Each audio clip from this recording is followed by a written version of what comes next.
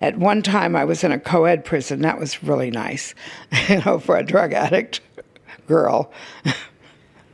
Why? Why was it really nice? Well, there was about 200 women and 800 men. That's why. I mean, I would just be whoever's girlfriend had the dope.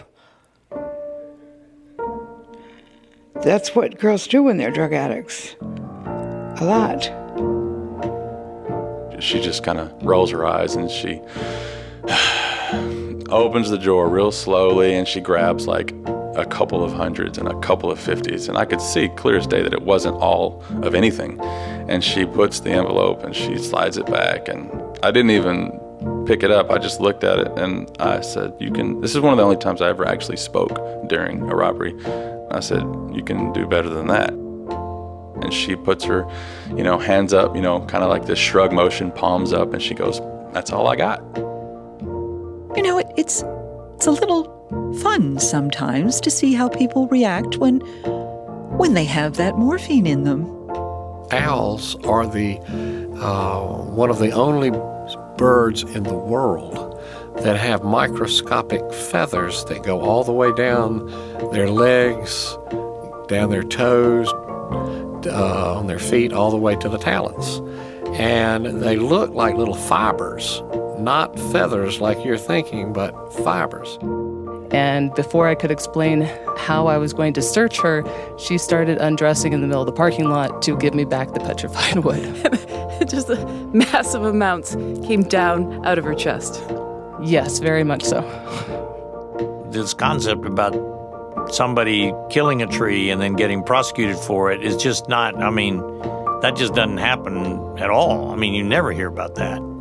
He said, young man, you don't know half of the story. I say, what are you talking about? He said, well, I'm the officer who caught the killers who killed your mom. For the past 2.5 years, we've brought you stories of people who, as we like to say, have done wrong, been wronged, or gotten caught somewhere in the middle. And we've met absolutely fascinating people.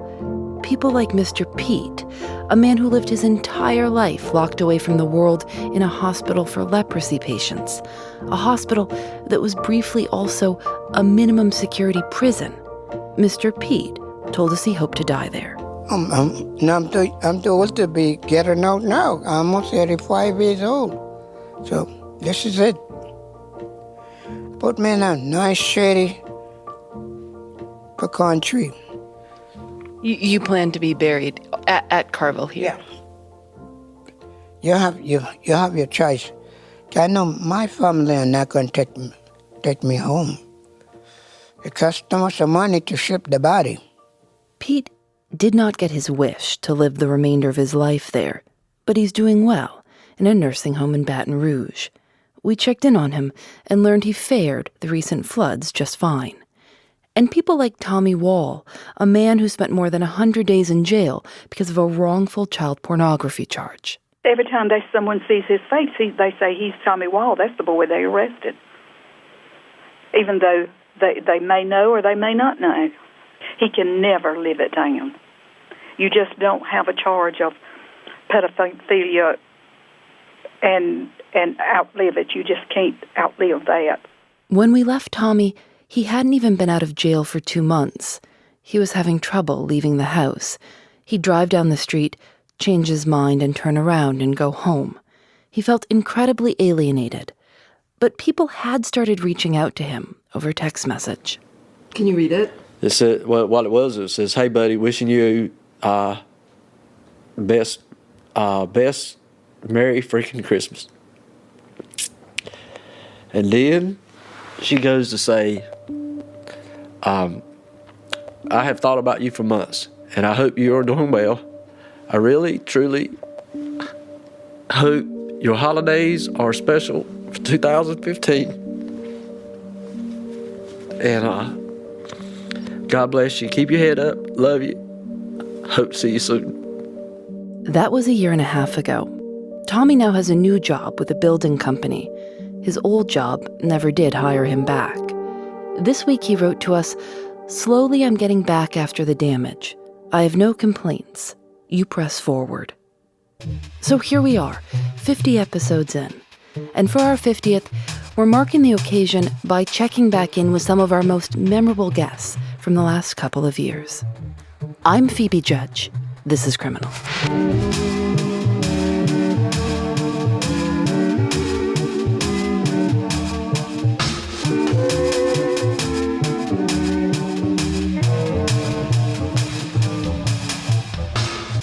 To choose which stories we'd revisit, we asked you to tell us who you'd most like to hear from again. So that's what we have for you today.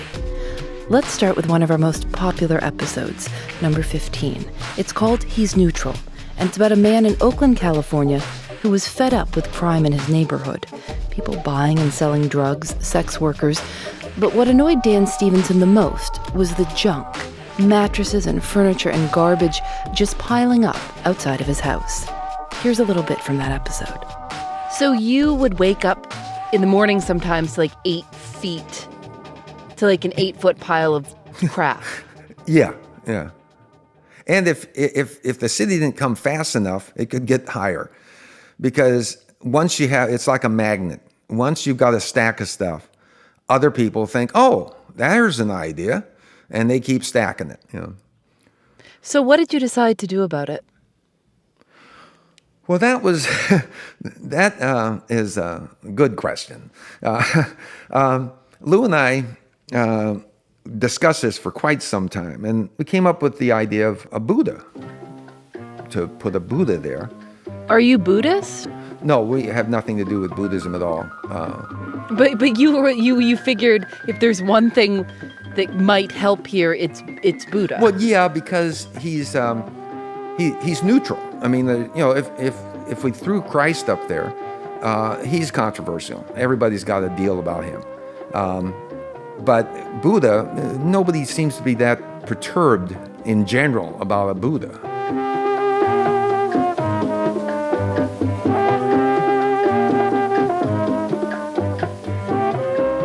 So Dan and Lou had made up their minds, and it turns out they had a lot of options.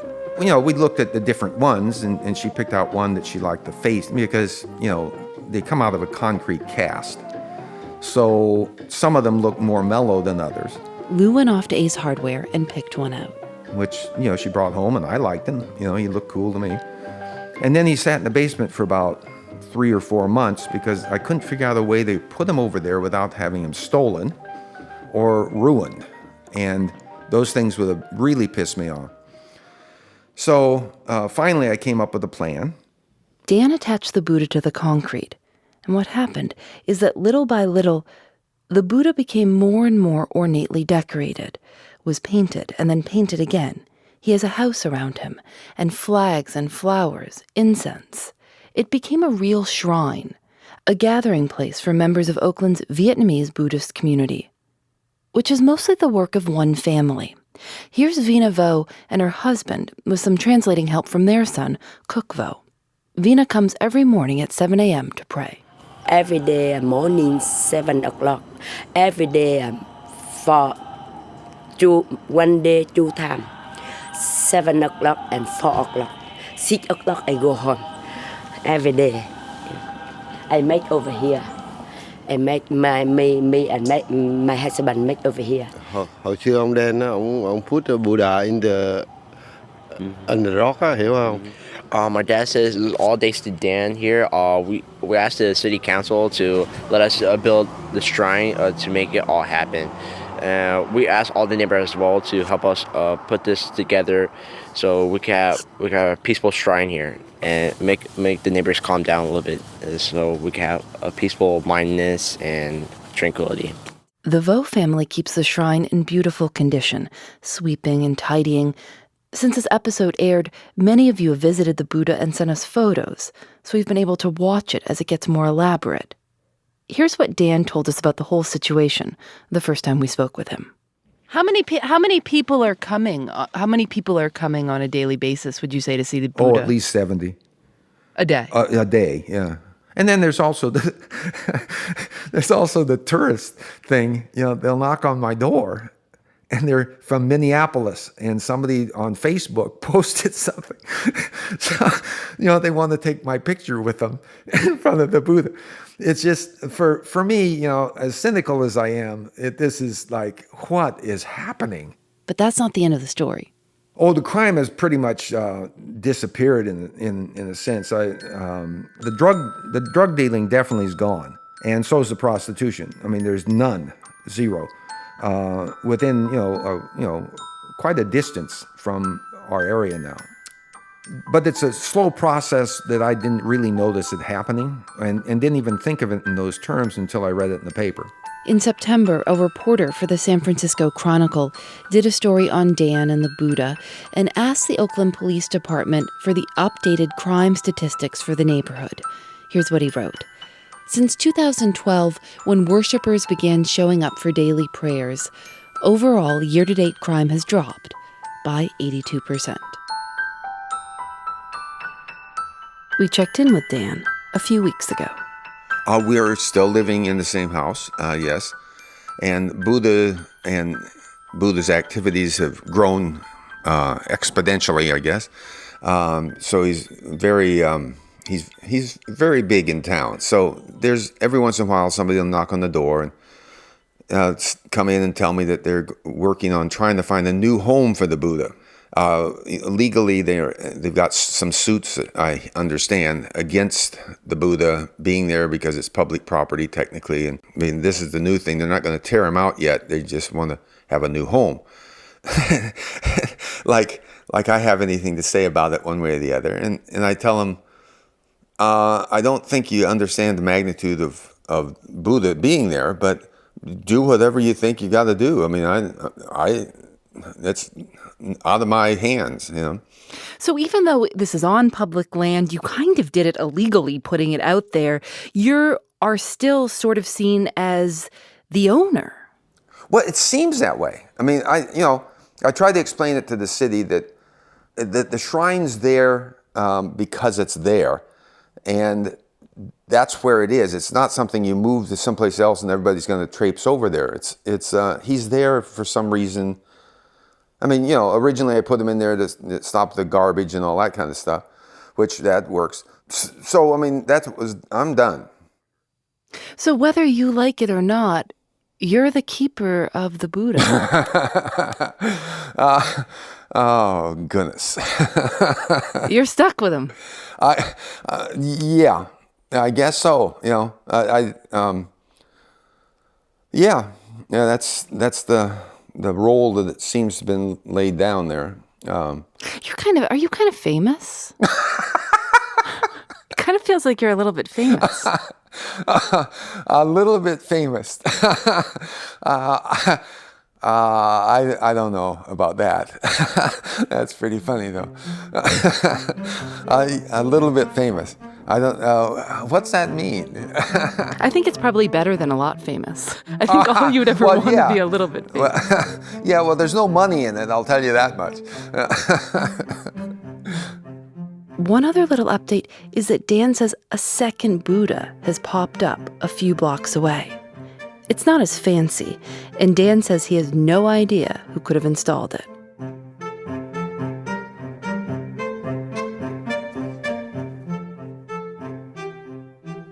I am known as an exit guide. I sit with people who have made a decision and made a choice to end their lives on their own terms. When we first heard about Fran Schindler, her previous life as a nurse, and her life now as an exit guide, we knew that we wanted to talk to her. Not just because her work seemed so interesting, but also because of the fact that she was possibly doing something illegal. We asked her to join us at our live show in Durham, North Carolina in early 2015 for a conversation, which we recorded.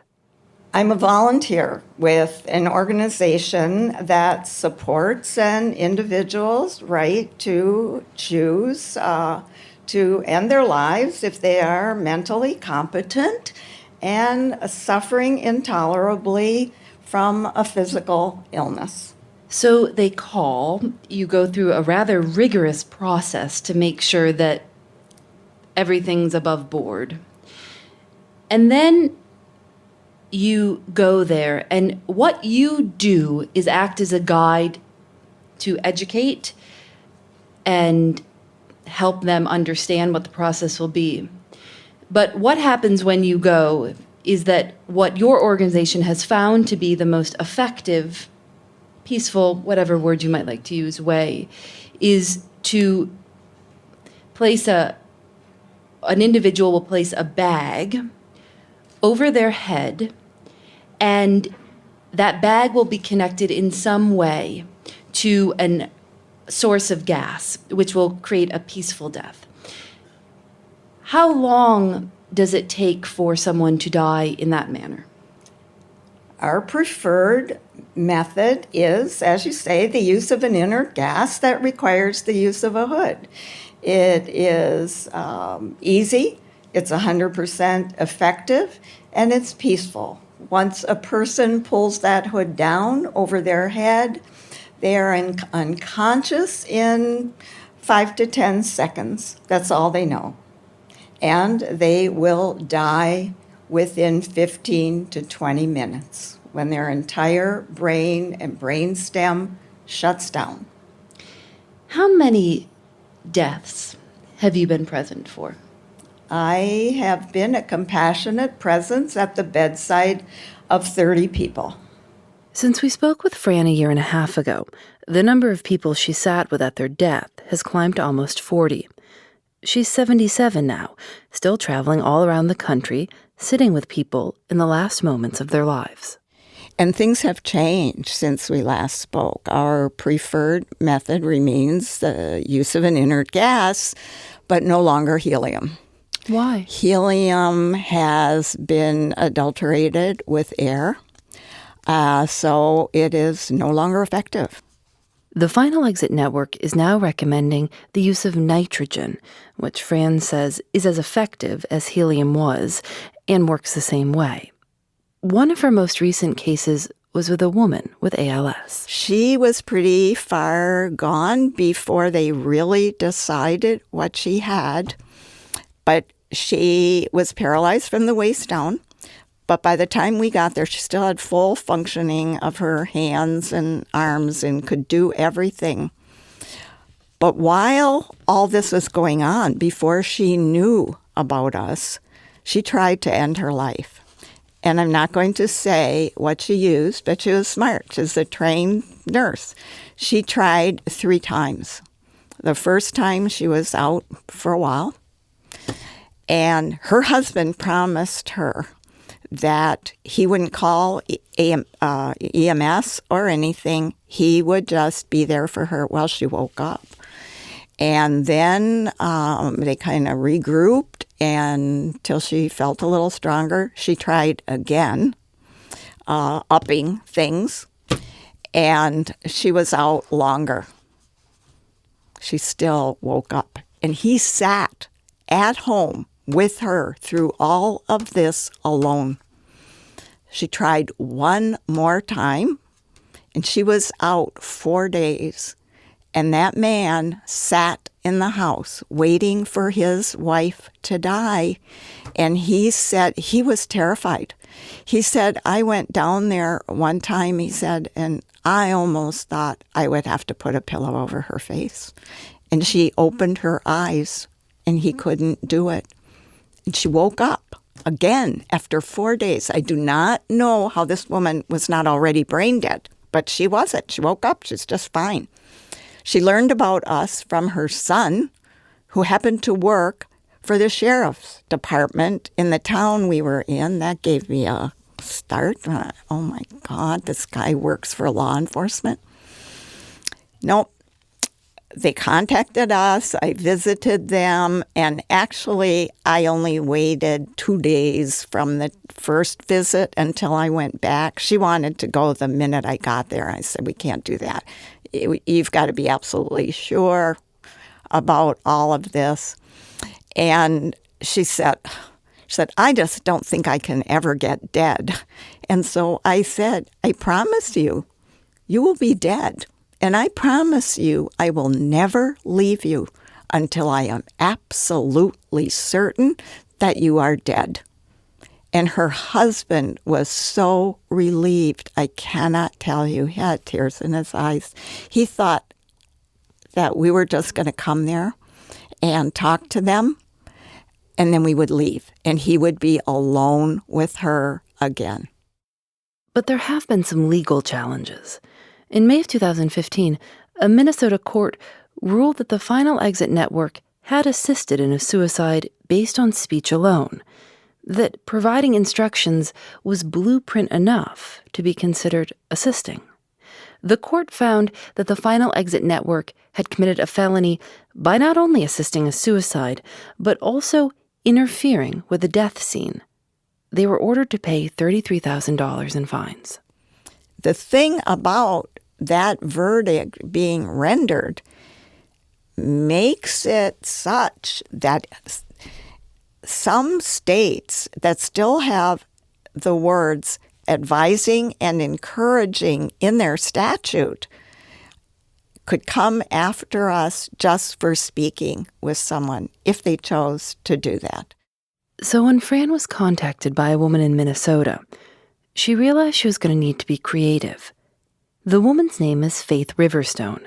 She's 47 years old and suffering from frontotemporal dementia. She came to my house. I had her stay at my home. I educated her in my home. Everything she needed to know. So, because of this legal ruling, you couldn't actually talk to her about any of these things that deal with death or end of life in the state of Minnesota. She had to come to North Carolina. That's right. And then did you bring her back to Minnesota? Yes, I did. We went back on the plane. I stay in touch with her by phone. And I will know when she wants to end her life. She will have to find a place outside of Minnesota to end her life. She talked about she wished she could go someplace where there was a nice lake and woods, and she could have several days of just enjoying the quiet and the woods and the lake. And then she would end her life. Wherever she goes, I will go with her. She knows that. I will not abandon her. I don't know when this will be. She will have to call it herself. And she calls me, so she's still mentally competent. She knows who I am. She can call me. So far, so good. Fran says she gets a lot of messages from people seeking her help. Many come in the middle of the night. And while she has to turn away most everyone, she does respond.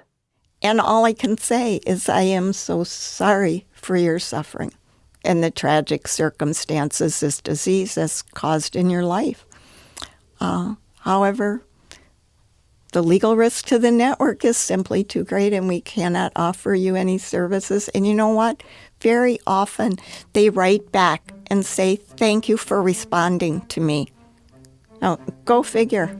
I mean, they want to be heard, at least.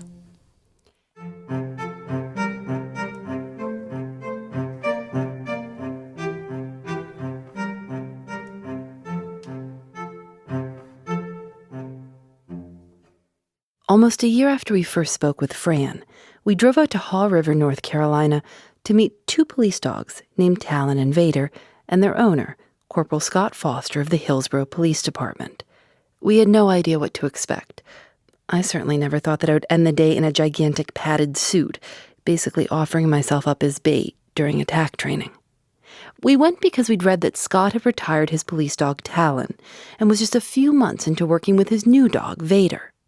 The dogs did their best to live together at Scott's home, along with a third German shepherd, a female named Dutch. Here's a little bit from that first meeting. Can you imagine if Talon saw Vader and you drive away in the police car? It would have to be heartbreaking, and that's why I go to such extent with the different kennels and the different parts of my yard, just to make sure it doesn't happen.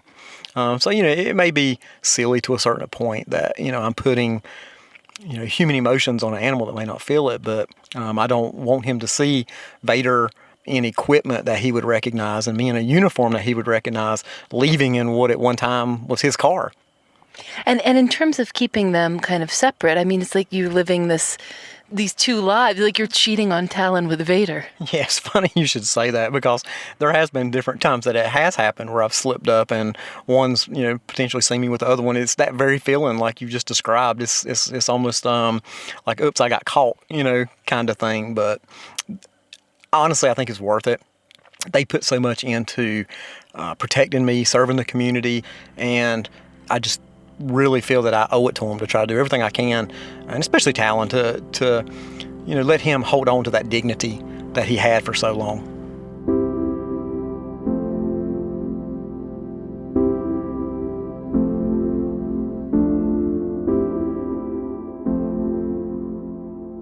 Scott just put his house on the market. He says he doesn't think his place has enough room for all the dogs, which seems a little wild because it actually looks like a dog paradise.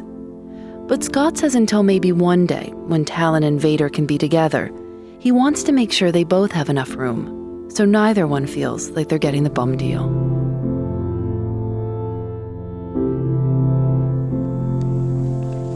This is really nice down here. This is all yours. Yeah, this is all my property. This was truly the selling point, more so even than the house. So the update is that Scott and his family actually did move to accommodate the dogs. We drove out to the new house, which is on a huge piece of property with lots of trees for shade. And the biggest thing, a creek for swimming. So before I would have to, the two kennels I would have to walk them past each other, the way my yard was laid out before. And so now there's really no need to even walk them past Vader with his kennel being in the front. It just works out really well. Talon? She's okay. She's okay. Okay. So would you say the dogs were the real impetus for the move? Oh, absolutely. Yeah, the dogs were the only reason for the move, to be honest with you. We were really happy with that house, but it just wasn't working out in the neighborhood. And I felt like the dogs weren't able to just get out and just enjoy themselves, like they can here. Even though I had sort of a big lot there, I liked the idea of them just being able just to run, especially in the woods. I'll take you to their swimming hole. Come here, Dutch. Come on, yeah. So these dogs have spent their summer swimming? Yes, exactly. Yeah, nearly almost daily. And are you still training with Talon as though, just to keep him sharp? Because it's something he did enjoy for so many years, and it doesn't hurt anything. So if it can kind of keep his mind occupied or make him feel like he's still serving a purpose, it's well worth it. And daily, daily I let them out. They spend more time out of the kennel than they do in. And the woods, they both just absolutely love being in the woods. Maybe to Talon, it harkens back to his patrol days, being in the woods. Come on, yeah. Their kennels are now on opposite sides of the house. Vader stays in a kennel that's close to Scott's police car so that Talon never has to see Vader going to work. And Talon and Dutch live in the backyard in a kennel next to the woods with a direct view of the pool. So I think we talked last time about maybe the potential that one day Talon and Vader could meet and be pals. And how is that going? I wish that could be the happy ending. I wish that I could follow up with that story and say they're best friends now. And Talon's taking Vader under his wing and trying to teach him. But that's not the case. I still know that there's going to be a fight if I put them together. So it would only be self-serving to me. I don't think it would be any good for them. So I try to resist even attempting it.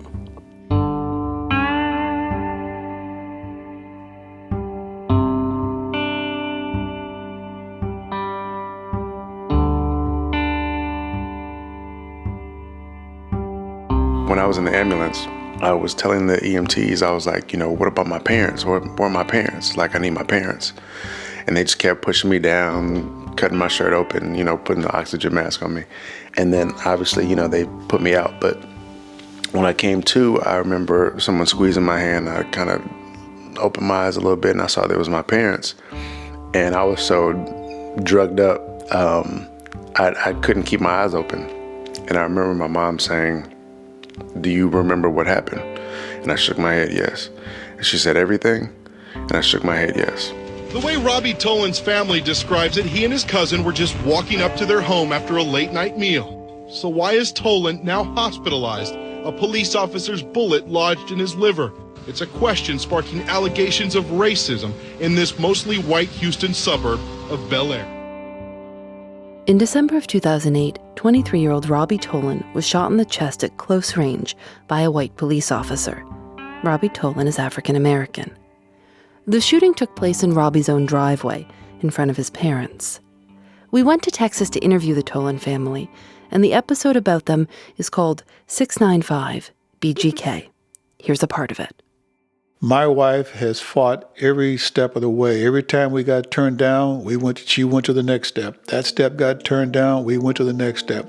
I feel that Bel Air figured that we've got some black people here, they're going to go away. You know, he's been proven not guilty, it's going to die down, but they don't know my wife. In October of 2013, they appealed again, this time to the U.S. Supreme Court. About 10,000 petitions are submitted to the Supreme Court every year. They only take on about 80, and they took the Tolan's case. In May of 2014, all 9 justices agreed unanimously, which is remarkable in its own right, that the Fifth Circuit was wrong to dismiss the Tolan's case. It's called an error correction. Basically, the justices criticized the Fifth Circuit for only considering Sergeant Cotton's version of events and not what Robbie and Marion say happened. So they will get to tell their story to a jury. That was where we left off. In September of 2015, the Tolan family did go back to court. Here's Robbie's mother, Marion Tolan, with the update.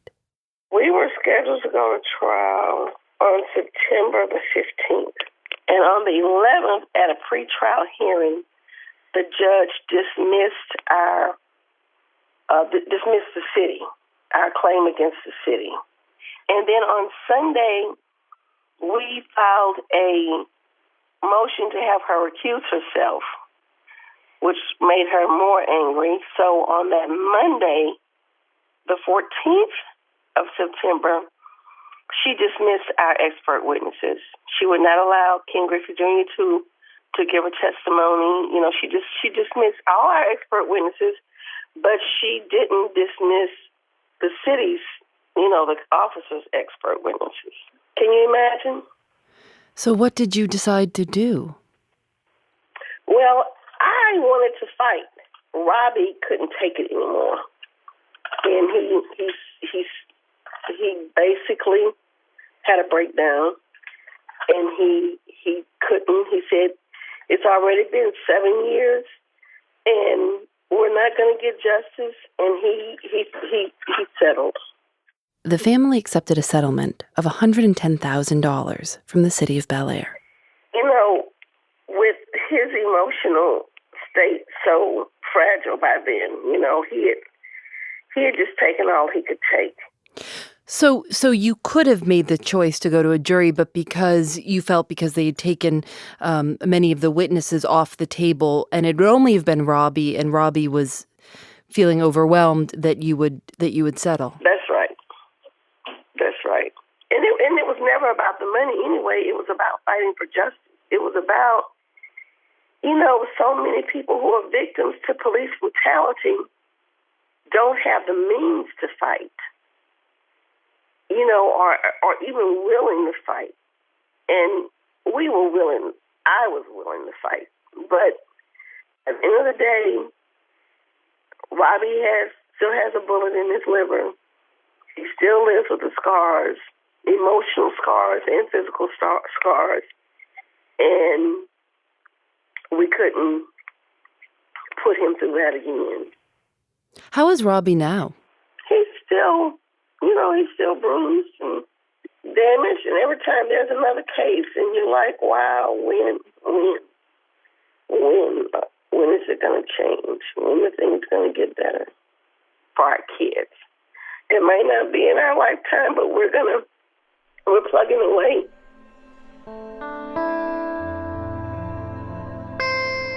When Sergeant Jeffrey Cotton, the man who shot Robbie Tolan, left the courthouse, he told reporters, "I'm just glad it's over."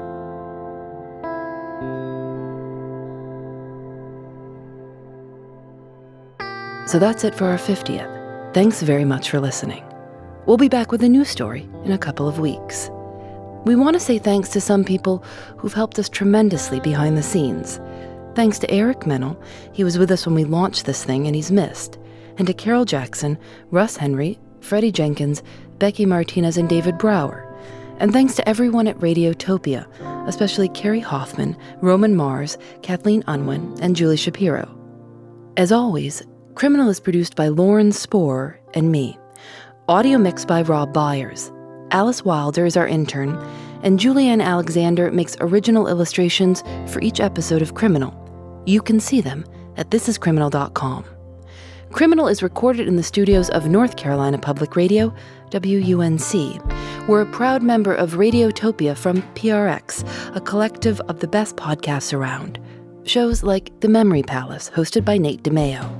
The Memory Palace is a show about history, but it's so much more than that.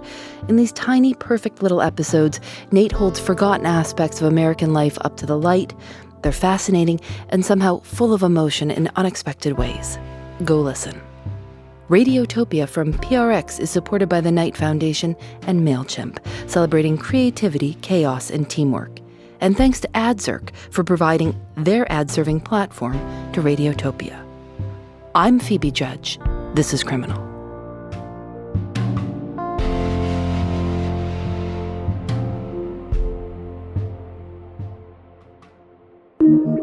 Radiotopia.